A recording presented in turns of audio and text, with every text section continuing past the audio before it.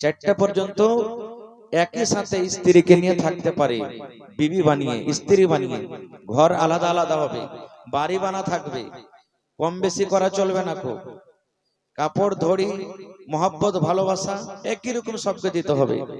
না হলে রাসূল বলেছেন তুমি যদি ইনসাফ বরাবর করে করতে না পারো, আল্লাহ বলছেন ইনসাফ তুমি বরাবর করতে না পারো, তোমার লাগে একটা যথেষ্ট, একটা দিয়ে তুমি থাকো, একটাই তোমার জন্য যথেষ্ট।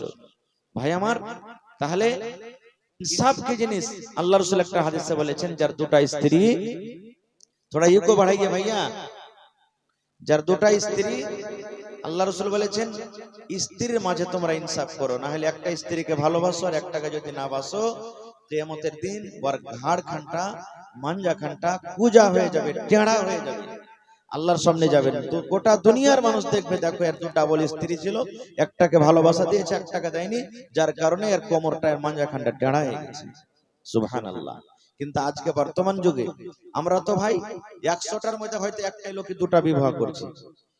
কেহর যদি শক্তি থাকে বিবাহ করার, তো স্ত্রীর ভয় করতে পারি না, নাকি স্ত্রী দিবে না করতে।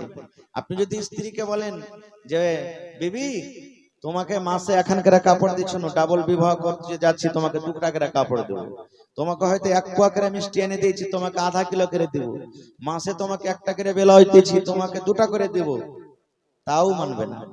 মানবে? কোনোদিন জীবনে মানবে না, কোনোদিন মানবে না।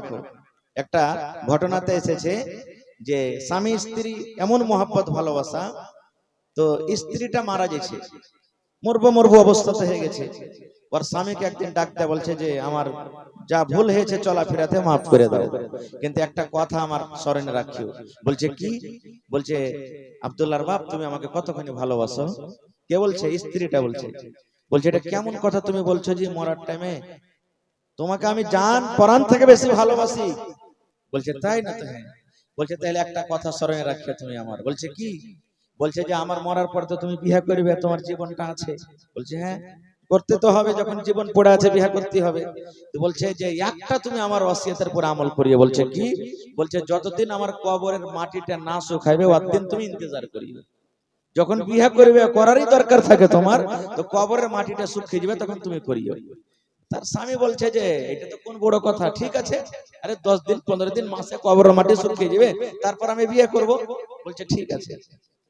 এবারে থাকে 5 দিন 10 দিন পর একদিন দেখতে গেছে কবর, ওর স্বামীটা মরার পর, তো কবরের মাটি ভাই ভিজে আছে, কিন্তু কবরের মাটি ভিজে আছে। ফের 2-4-5 দিন পর 7 দিন পর আবার যদি যাচ্ছে, দেখছে কবরের মাটি ভিজে হয়ে গেছে। ই মনে মনে বলছে ওর স্বামীটা, ব্যাপারটা কি রে, মোটামুটি মাসখানিক আসছে আমার স্ত্রী মরলো, আর এখন পর্যন্ত কবরের মাটি ভিজে আছে, কারণটা কি? কোনো মেঘপানিও তো হয় না, আর আমাকে তো ওয়াদা করেছি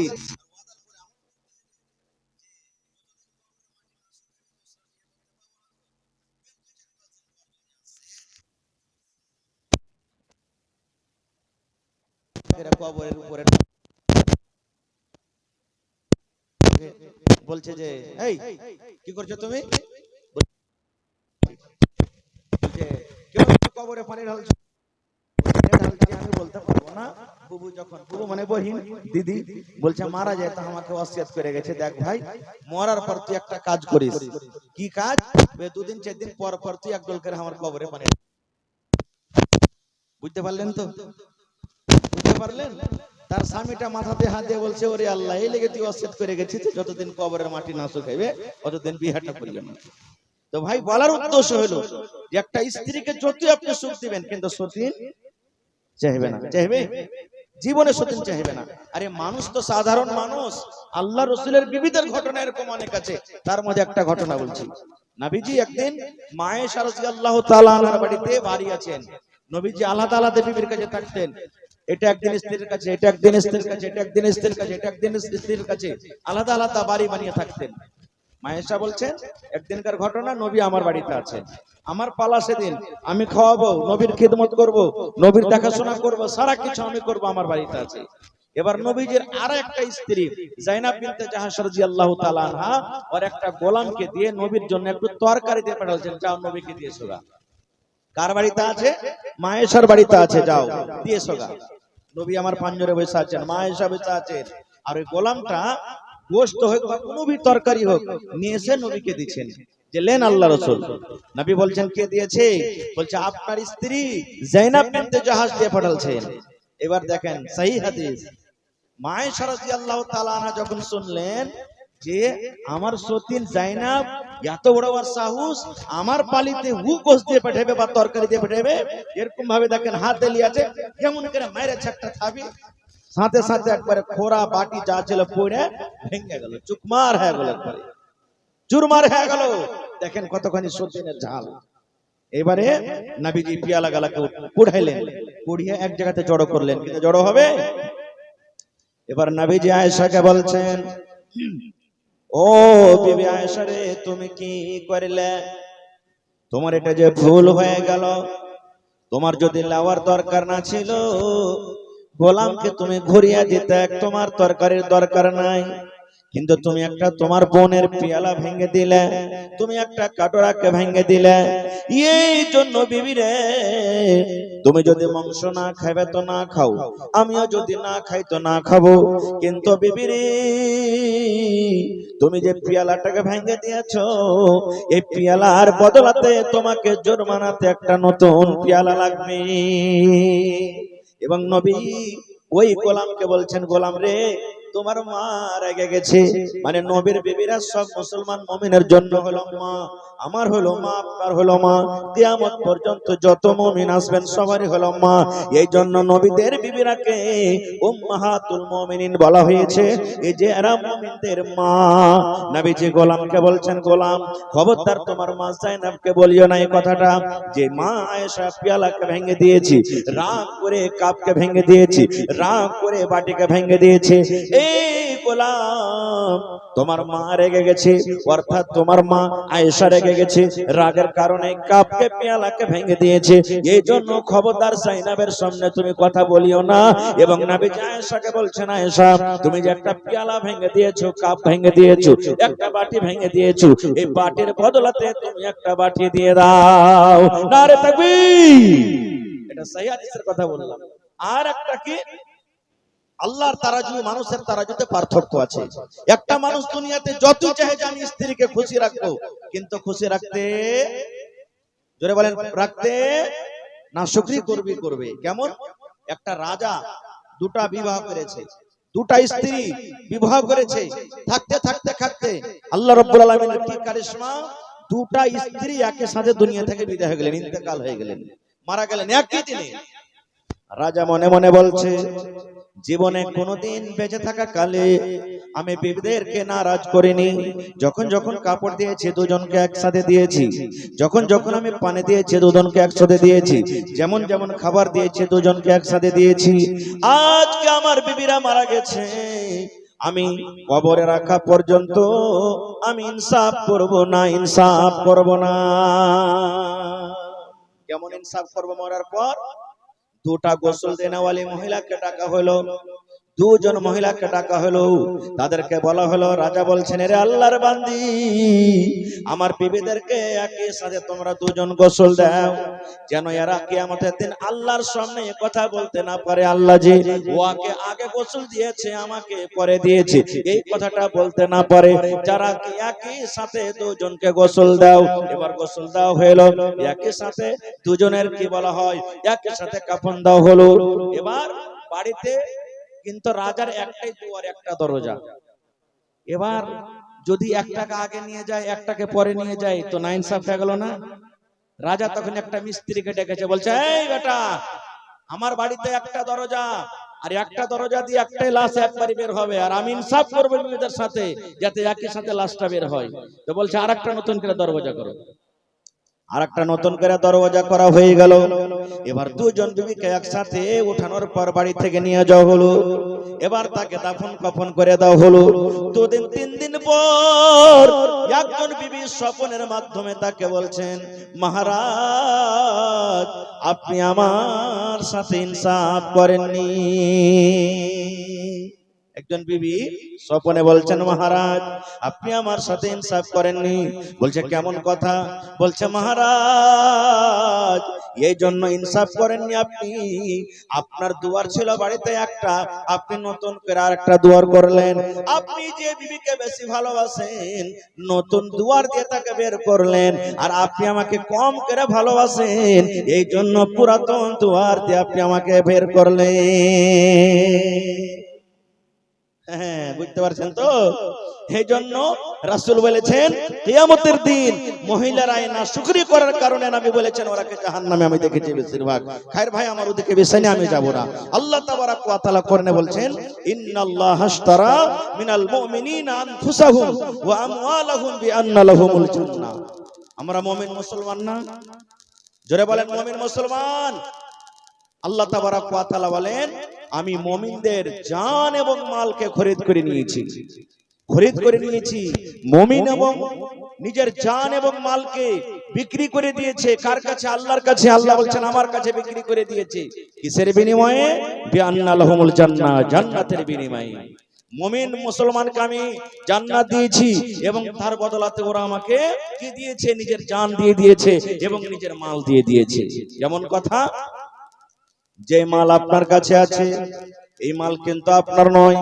যে বাড়ি আপনার কাছে আছে এই বাড়ি আপনার নয়।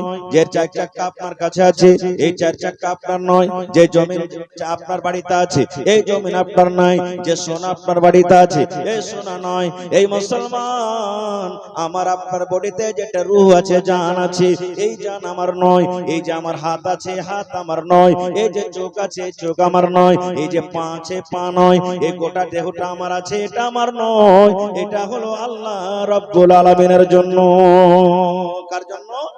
আল্লাহর জন্য। কারণ আল্লাহ বলেন মুমিন নিজের জান এবং মালকে বিক্রি করে দিয়েছে কিসের বিনিময়ে? জান্নাতের বিনিময়ে। তাহলে আপনি যে বলবেন নিজের হাত পাটাকে নিজের মন মতো আমি খাটাবো, আল্লাহর শরীয়তের দিকে যাব না, আল্লাহর দ্বীনের দিকে যাব না, চলবে না। কেমন কেমন করে সাহাবায়ে কেরাম নিজের এই আয়াতের প্রতি আমল করেছেন, মহব্বত ভালোবাসা দেখিয়েছেন। একটা ঘটনা আপনাদের সামনে বলবো, কারণ সময় খুব কম আর কাজ মেলাই লম্বা আছে, এই জন্য একটা ঘটনা আমি বলবো। একটা যুদ্ধ হয়েছিল, লড়াই হয়েছিল। সেই লড়াইটার নাম কি? সারাইয়া মাউতা। নবীজি যে যুদ্ধতে যাননি, সাহাবায়ে কেরামকে পাঠালছিলেন, সেই যুদ্ধের নাম হলো সারাইয়া। আর নবীজি যে যুদ্ধ থেকে ছিলেন সাহাবাদের সাথে, ওই লড়াইয়ের যুদ্ধের নাম হলো কি? গাজওয়া। তো নবীজি লড়াই করতে যাবে যাননি, সারাইয়া মাউতা মানে মওতার একটা জায়গার নাম, মওতাতে যুদ্ধটা হবে, এই জন্য নবী সাহাবায়ে কেরামকে পাঠালেন। আপনারা দিল্লি যান, পাটনা যান, মেলায় জায়গাতে খাটতে যান, দফাদার একটা হয় না তিনটা চারটা হয় একটা টিমের। কথা বলে দফাদার বুঝেন তো? দফাদার বুঝেন ভাই? ঠিকাদার যাকে বলা হয় একটা হয় না তিনটা চারটা হয় একটা সাইডের একটা হয়। কিন্তু নবীজি আমার তিনজন সাহাবীকে নবীজি আমার কি করলেন? সেনাপতি করে দিলেন, একটা টিমের মালিক করে দিলেন।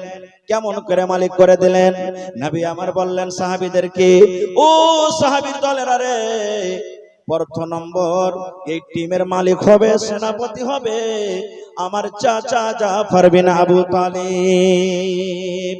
জাফর আমার কাকাতো ভাই, সেনাপতি হবেন।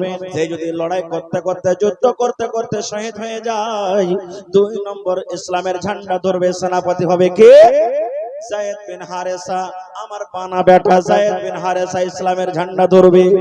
2 নম্বরে যদি যায়েদ বিন হারেসাও দুনিয়া থেকে চলে যায়, শহীদ হয়ে যায়, তাহলে 3 নম্বর ইসলামের ঝান্ডা ধরবে রে কে?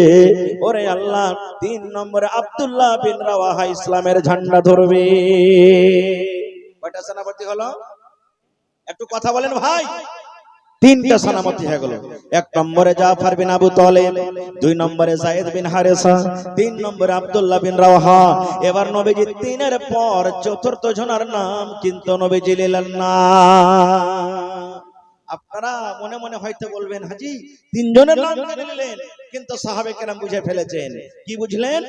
নবীজি সাহাবারাকে বললেন, ওরে তোমরা নিজের নিজের বাড়িতে চলে যাও, নিজের মায়ের সাথে দেখা করো, নিজের বিবির সাথে দেখা করো, ছেলে মেয়েকে তোমরা আদর করে নাও, সালাম কালাম করার পর তোমরা চলে যাও।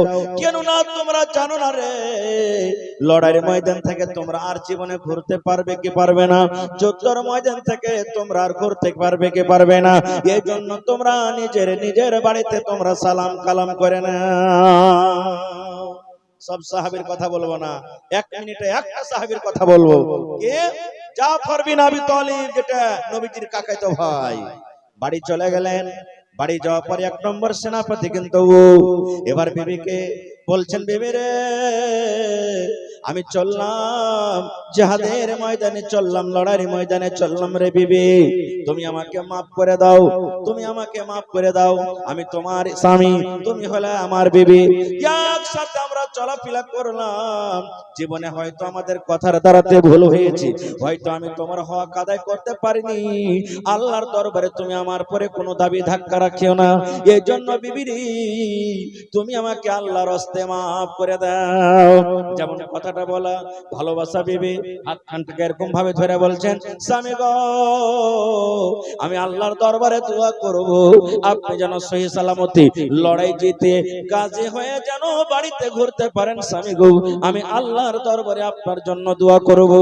এবার জাফর বিন আবু তালেব বলেন, বিবি রে আজকে তোমার দোয়া আল্লাহর দরবারে কবুল হবে না, বিবি রে যতই কান্দা কান্দা তুমি আল্লাহর দরবারে দোয়া করো, যত তুমি সিজদাতে পড়ে পড়ে দোয়া করো, যত তুমি হাত তুলে তুলে দোয়া করো, আজকে তোমার দোয়া আল্লাহর দরবারে কবুল হবে না। কে বলছেন? নবীজির কাকাতো ভাই জাফর বলছেন। বিবি বলছেন, স্বামী গো কেন এটা কথা বললেন, কেন আমার দোয়া আল্লাহর দরবারে কবুল হবে না? আমি কি কোনো গুনাহ করেছি? আমি কি কোনো ভুল করেছি? যদি ভুল করে থাকি আল্লাহর দরবারে আমি তওবা করব, আমি ভুলের ক্ষমা চাইব, কিন্তু স্বামী গো একটা দয়া করে আপনি কথা বলেন তো, আমার দোয়া কেন আল্লাহর দরবারে কবুল হবে না?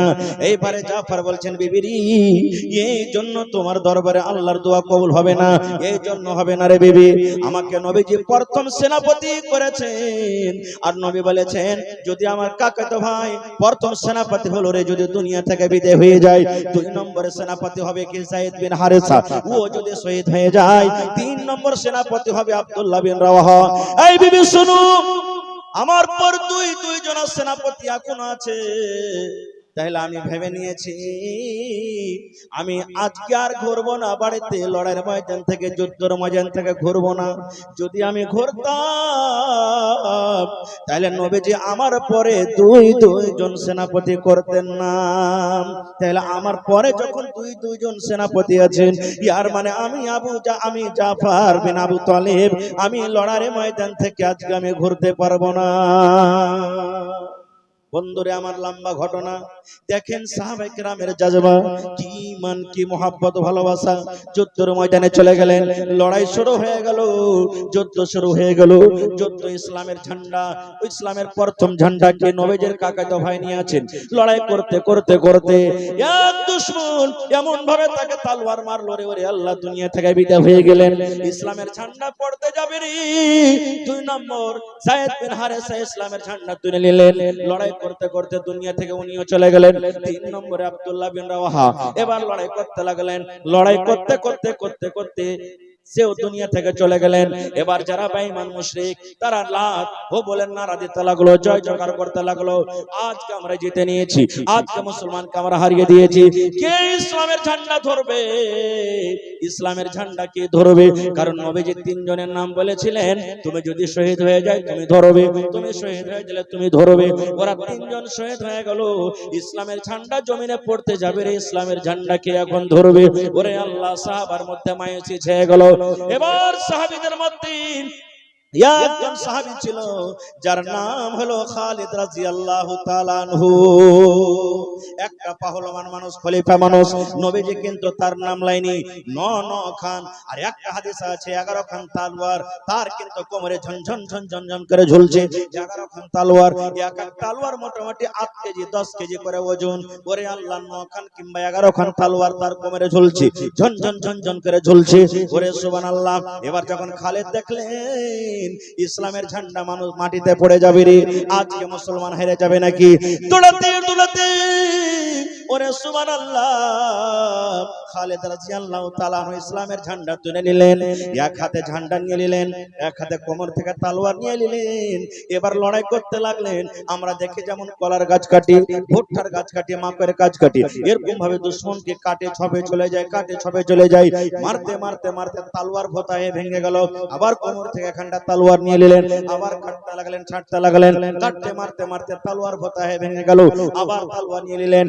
এই করে করে ওরে সুবহানাল্লাহ, সেই লড়াইতে যুদ্ধতে তার হাত থেকে 9 খান কিংবা 11 খান তলোয়ার ভেঙে গেল। তলোয়ার ভাঙতে নাই, আর দুশমনকে ময়দান থেকে সাফ করে দিলেন। নারে তাকবীর! ময়দান সাফ, মুসলমান জিতে নিলেন।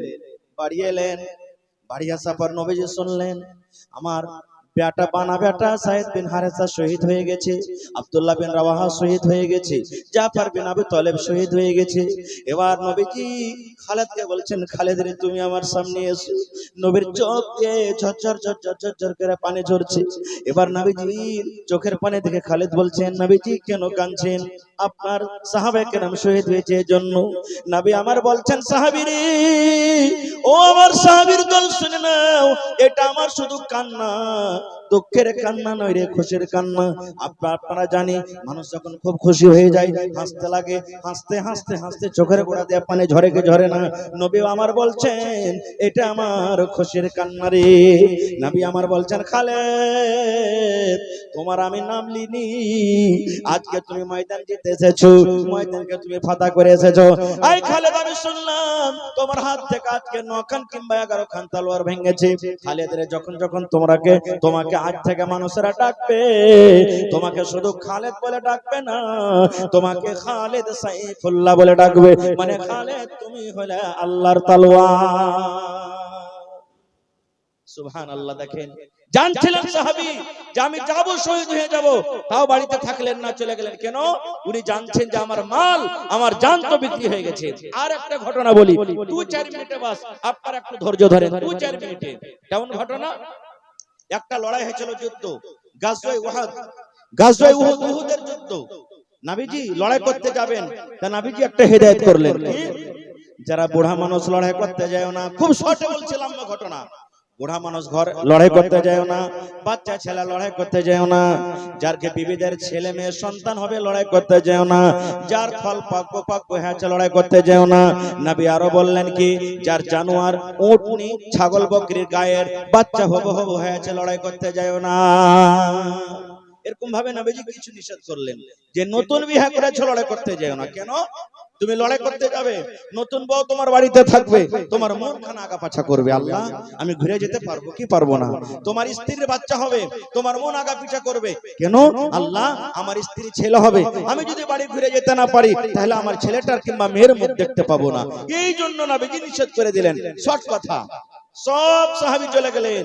ওই লড়াইতে নবীজির খুব কষ্ট, নবীজির এত কষ্ট, শুধু নবীজি নয়, বড় বড় ৭০ জন শহীদ হয়েছিলেন, ৭০ জন সাহাবে কেরাম শহীদ হয়ে গেছিলেন।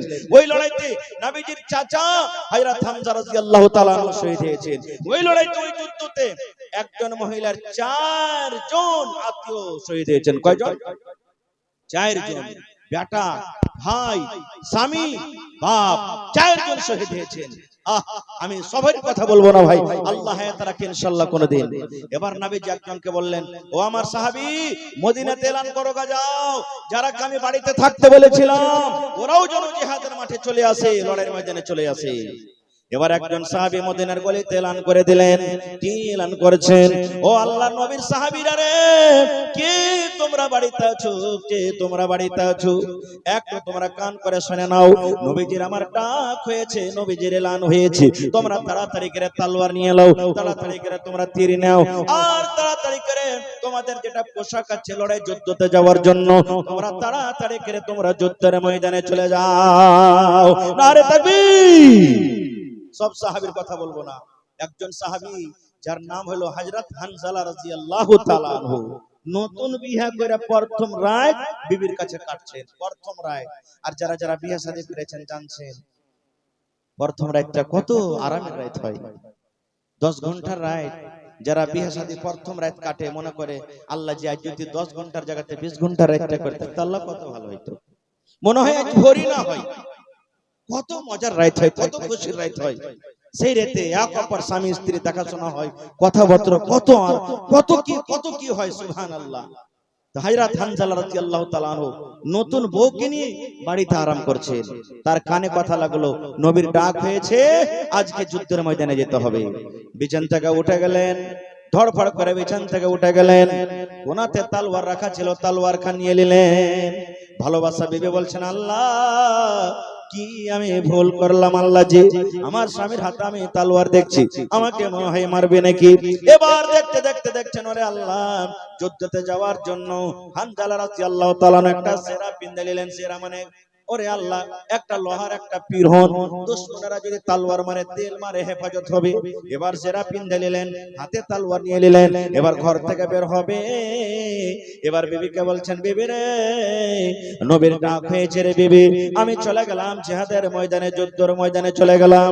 এবার বিবি বলছেন, স্বামী গো, আজকে আপনি আমাকে বিয়ে করে বাড়িতে এনেছেন, আপনার জন্য আমি একটা নতুন বিবি, আমার জন্য একটা আপনি নতুন স্বামী। এখনো মন ভরে কোনো গল্প স্বল্প হয়নি, আপনিও মন ভরে আমাকে দেখেননি, কোনো গল্প স্বল্প করেননি। এই জন্য স্বামী গো, আপনি একটু দাঁড়ান, থেকে যান, আপনি যান না। এবার কি বলছেন হানজালা, দেখেন বিবি রে, আল্লাহ যদি বাঁচিয়ে রাখে আমি পরে এসে তোমার সাথে কথা বলবো, বিবি রে, গল্প করব, আমি খুব তোমার সাথে মিষ্টি ভাবে গল্প করব, কিন্তু এখন বাড়িতে থাকবো না, নবীর ডাক হয়েছে, আমি নবীর জন্য আমি ময়দানে চলে গেলাম।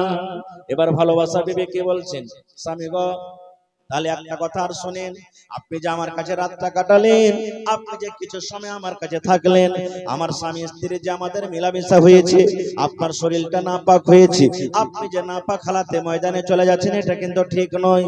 ও আমার স্বামী, দয়া করে আপনি ফরজ গোসলটা আপনি করলেন, ফরজ গোসল করার পর আপনি জিহাদের ময়দানে চলে যান, আপনাকে আর রাখবো না। এবার স্বামী কি বলছেন, বিবি রে, আমি জানি আমার শরীরটা নাপাক হয়েছে, আমার উপরে গোসল ফরজ হয়েছে। বিবি রে শোনো, আমি যদি গোসল করতে যাই হয়তো 10 মিনিট সময় লাগবে, 15 মিনিট সময় লাগবে, 5 মিনিট সময় লাগবে। বিবি রে শোনো, এই মধ্যখানে যদি আমার নবীর কোনো ঘটনা ঘটে যায়, আল্লাহ রাব্বুল আমিন কিয়ামতের দিন যদি আমাকে বলে, রে আমার বান্দা, নতুন বউ নিয়ে তুমি বাড়িতে মজা করছিলে, আর আমার নবী জিহাদের ময়দানে কত কষ্টতে ছিল, আমি আল্লাহর সামনে এটা আমি হিসাব দিতে পারবো না। এই জন্য বিবি রে, আল্লাহ যদি আমাকে বাঁচিয়ে রাখেন, আমি যদি গাজী হয়ে ঘুরতে পারি, আমি বাড়িতে আসার পর আমি গোসল করব। শেষ কথা লড়াই করতে চলে গেলেন। যুদ্ধ করতে করতে করতে মদিনাতে খবর এলো, অমুক সাহাবী মারা গেছে, অমুক সাহাবী মারা গেছে, নবীর চাচা মারা গেছে, অমুক মারা গেছে। এই করতে করতে মদিনাতে খবর হয়ে গেল, রে হযরত হানজালা দুনিয়া থেকে শহীদ হয়ে গেছেন। আল্লাহর রাহে নিজের জীবনটাকে কুরবানি করে দিয়েছেন, আল্লাহর রাহে নিজের জীবনটাকে হারিয়ে দিয়েছেন। তো পাকের হালাতে মরলো না নাপাকের হালাতে? মাইকের আওয়াজ ভাই সাথ দেন কিন্তু আপনাকে মনে হয় ওই সাবিনা जलसा গায়ে হয় না, এরকম মনে হয় আওয়াজ হচ্ছে। भाई साहब थोड़ा आवाज चेक कीजिए, आप माइकमैन कहाँ है? आवाज ही नहीं साहब, बड़े मजे लगे ना जी। तो खर्चा हो এবারে শুনে নিলেন কি হযরত হানজালা রাদিয়াল্লাহু তাআলার স্ত্রী যে আমার স্বামীও শহীদ হয়ে গেছে। এবার হাঁটতে হাঁটতে হাঁটতে হাঁটতে ময়দানে চলে গেলেন। এবার নবীজি বলছেন, কে মহিলাটা দেখো তো। একজন সাহাবী বলছেন, হুজুর এটা হলো হানজালার স্ত্রী। উনি বলছেন, আমার স্বামী হানজালা আর আমি হানজালার স্ত্রী। নবী বলছেন, তাকে আসতে দাও।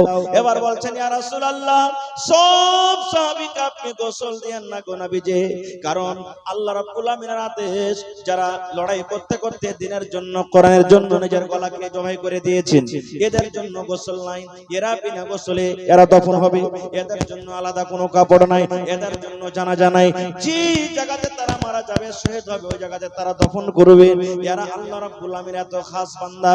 এবারে হানজালার বিবি বলছে, নবী গো, দয়া করে আপনি আমার স্বামীকে আপনি ফরজ গোসল দিয়ে আপনি তাকে দফন কাফনের ব্যবস্থা করে দেন।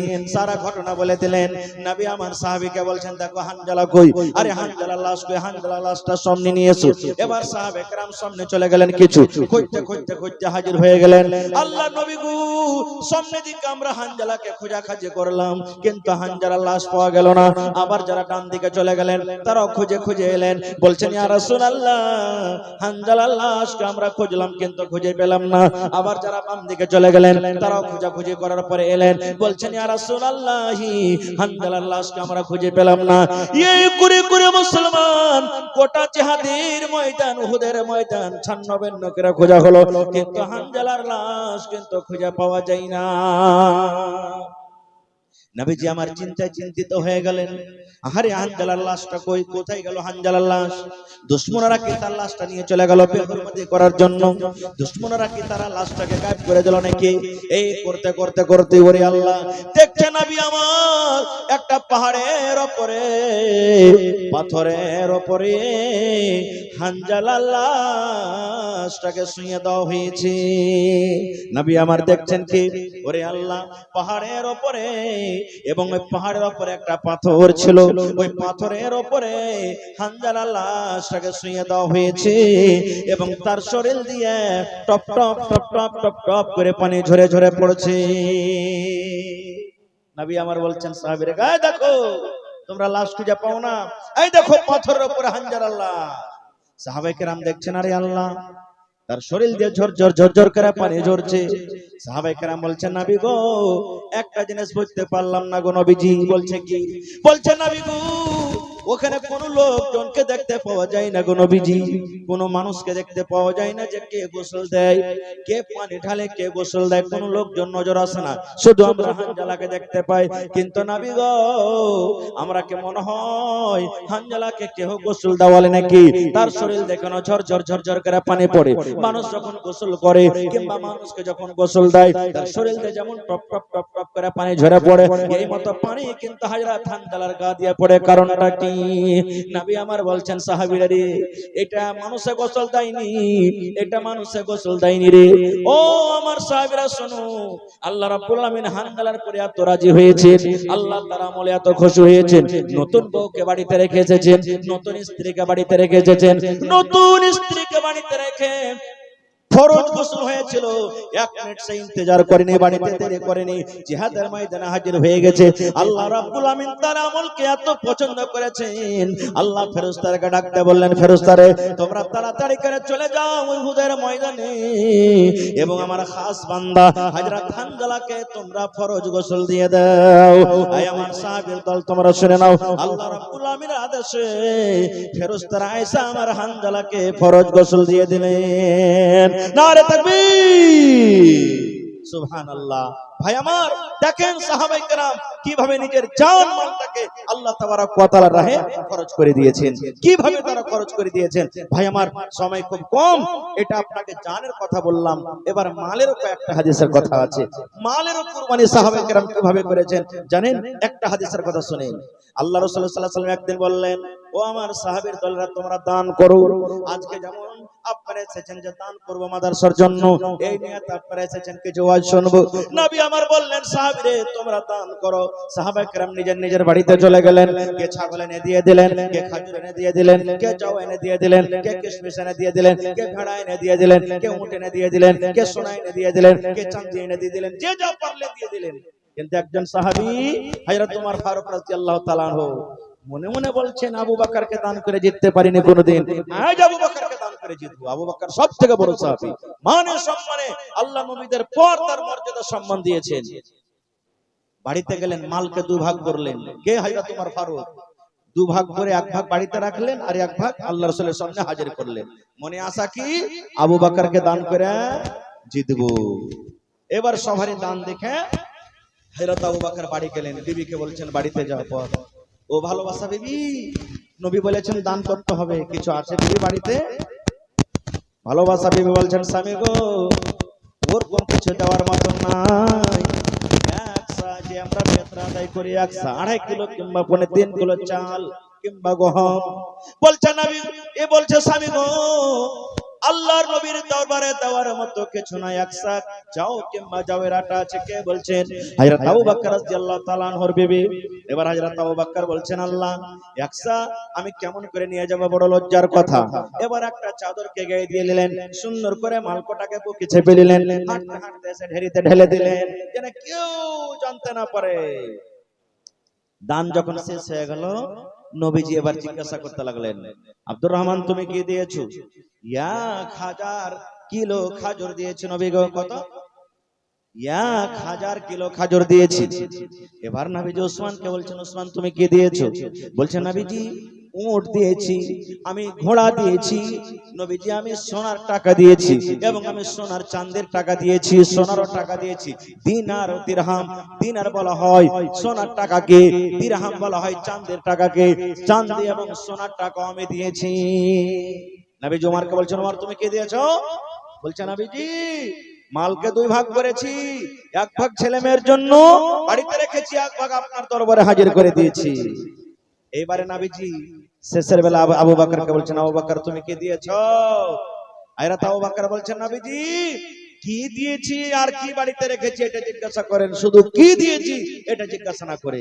নবীজি বললেন, আরে বাবা, তোমার ছেলে মেয়ের জন্য বাড়িতে কি রেখেছো, আর তুমি বাড়িতে রেখে এখানে কি দিয়েছো একটু বলো তো। দেখেন হযরত আবু বকর রাদিয়াল্লাহু তাআলা আনহুর জবাব, এরকম জবাব কিয়ামত পর্যন্ত কোন মানুষ দিতে পারবেন না। হযরত আবু বকর রাদিয়াল্লাহু তাআলা আনহু কি বলছেন দেখেন, আল্লাহর নবী গো, দানের কথা যখন আপনি বললেন নবী গো দান করতে হবে, আমি বাড়িতে গেলাম, আর বাড়িতে যাওয়ার পর আমি দেখলাম আমার বাড়িতে যা ছিল সব ওটা আমি নিয়েছি। আমার বাড়িতে শুধু আল্লাহ এবং আল্লাহ নবীকে রেখেছি, আল্লাহ এবং আল্লাহ নবীর মহব্বত ভালোবাসা রেখেছি, আল্লাহ এবং আল্লাহ রাসূলের মহব্বত ভালোবাসা রেখে আমার বাড়িতে যা ছিল নবী গো সব আল্লাহর রাহে আমরা হাজির করে দিয়েছি। ওরে আল্লাহ, দেখেন কত বড় জব। নবী গো, আল্লাহ এবং আল্লাহ রাসূলের মহব্বত ভালোবাসা শুধু বাড়িতে রেখেছি, বাড়িতে রাখার পর আমার বাড়িতে যা ছিল সব আপনার সামনে হাজির করে দিয়েছি। হযরত ওমর রাদিয়াল্লাহু তাআলা আনহু এবারে বললেন, কি এই আল্লাহ, আজ আমি আবু বকরকে দান করে জিততে পারলাম না, মনে খুব আশা ছিল আজকে দান করে জিতবো, কিন্তু পারলাম না। কেন পারলাম না? আল্লাহ আমাকে মাল দিয়েছে। হযরত ওমর ফারুক বলেন, আমি মালকে 2 ভাগ করে 1 ভাগ মাল বাড়িতে রেখেছি, আর 1 ভাগ আল্লাহর নবীর সামনে হাজির করে দিয়েছি। আর আবু বকরের বাড়িতে যা মাল ছিল পূর্ণ মাল আল্লাহর সামনে, আল্লাহ নবীর সামনে হাজির করে দিয়েছেন। এই জন্য আজকে আমি আবু বকরকে দান করে জিততে পারলাম না। নারে তাকবীর! হয়নি, হবে না, হতে পারে না, আমার নবীর সাথে কারো তুলনা। হয়নি, হবে না, হতে পারে না, আমার নবীর সাথে কারো তুলনা। হায়রে তুলনা তো দূরের কথা, ছায়াও মিলে না। হয়নি, হবে না, হতে পারে না, আমার নবীর সাথে কারো তুলনা। ইউসুফকে দেখে যারা আঙ্গুল কেটেছে, তারা কি আমার নবীর রূপ দেখেছে?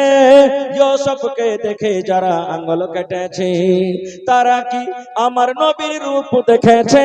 আরে দেখতো যদি কেটে দিত, আরে দেখতো যদি কেটে দিত কলিজাখানা। হয়নি, হবে না, হতে পারে না, আমার নবীর সাথে কারো তুলনা।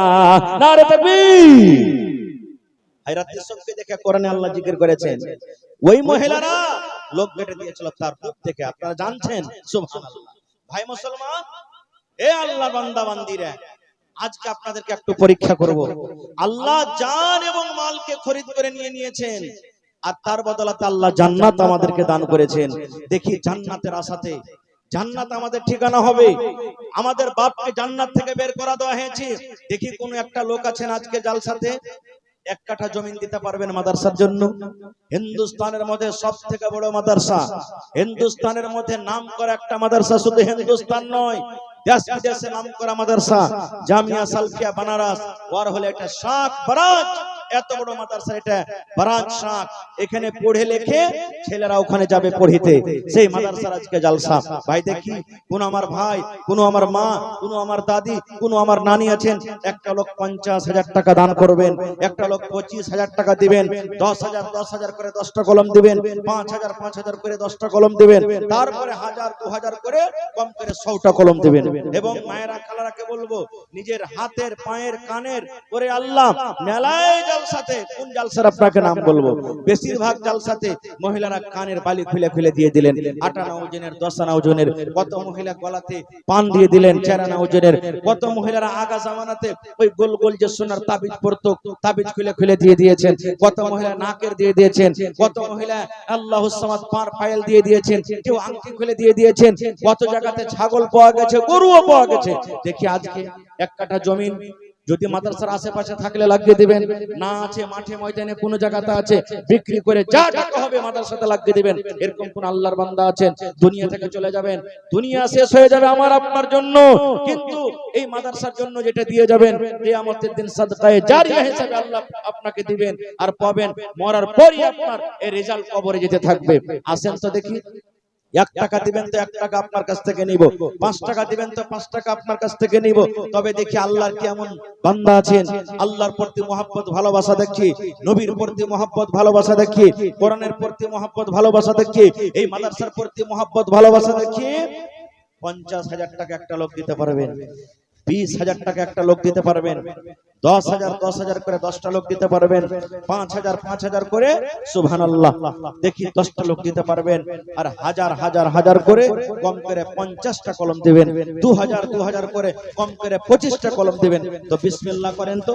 এই দেখেন আমার হাতে আমার একজন ভাই কে দিয়েছেন 1,000 টাকা, জি মাওলানা ইসহাক সাহেব 1,000 টাকা দিয়েছেন, মাশাআল্লাহ। আর 2 নম্বরে আমার একজন ভাই 1,000 টাকা দিয়েছেন। আমি 1,000 করে 50 কলমের আবদার করেছি, ভাই 2 নম্বর পুরা হয়ে গেছে। 3 নম্বরে দেখে কোন আল্লাহর বান্দা আছেন, শাহজাহান ভাই আমার 5,000 টাকা দিয়েছেন, নারে তাকবীর। এই দেখেন আমি 10 কলম চেয়েছি 5,000 করে, তার মধ্যে 1 নম্বর আমার ভাই শাহজাহান সাহেব 5,000 টাকা দিয়েছেন। দেখি 2 নম্বরে কি আছেন, মা বাবা মারা গেছে, তার জন্য বাবা মারা গেছে, মা বেঁচে আছে, মাশাআল্লাহ জাযাকাল্লাহ।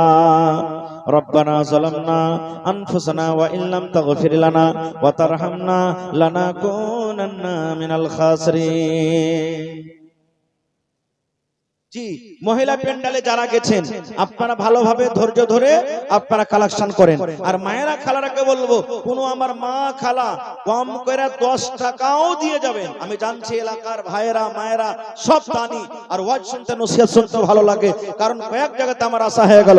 এই কয়েকদিন আগে আপনাদের গ্রামে আরেকটা মাদ্রাসা ছিল, সুবহানাল্লাহ, এত মন খুলে খুলে তারা দান করেছিলেন আল্লাহুস সামাদ, যেটা আমি আপনাদেরকে বলতে পারি না।